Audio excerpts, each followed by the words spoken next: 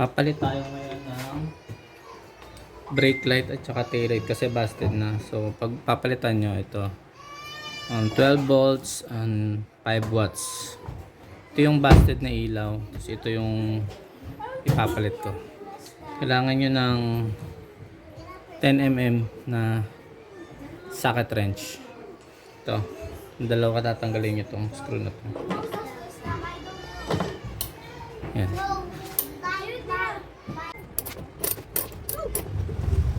What?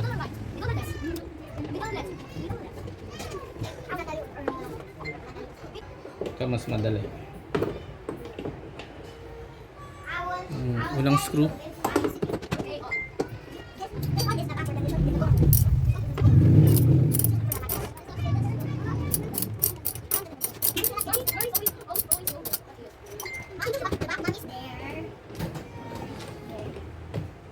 Yung second screw. Tapos hilahin nyo lang tong taas. Slide. Slide. Ayan. Tapos ikutin nyo lang to. Yan. Tinanggal ko na yung busted na ilaw. Yan. Ito natin tong bago. May orientation naman to eh. So, yan. Pag hindi nagkasya sa ganyan, pabaliktarin nyo lang. Then, testing.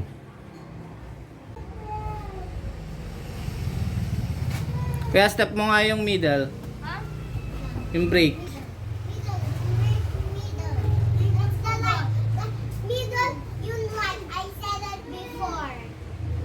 Oh, yan. So, nailaw na siya. So, nailaw na siya. Okay. Nailaw na. Tapos, ibalik lang natin ulit.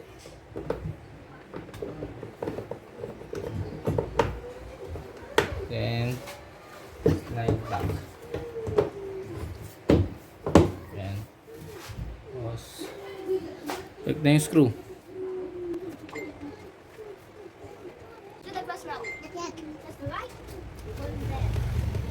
Itong bulb na to is nabili ko yun ng 30 pesos. Yan. Okay.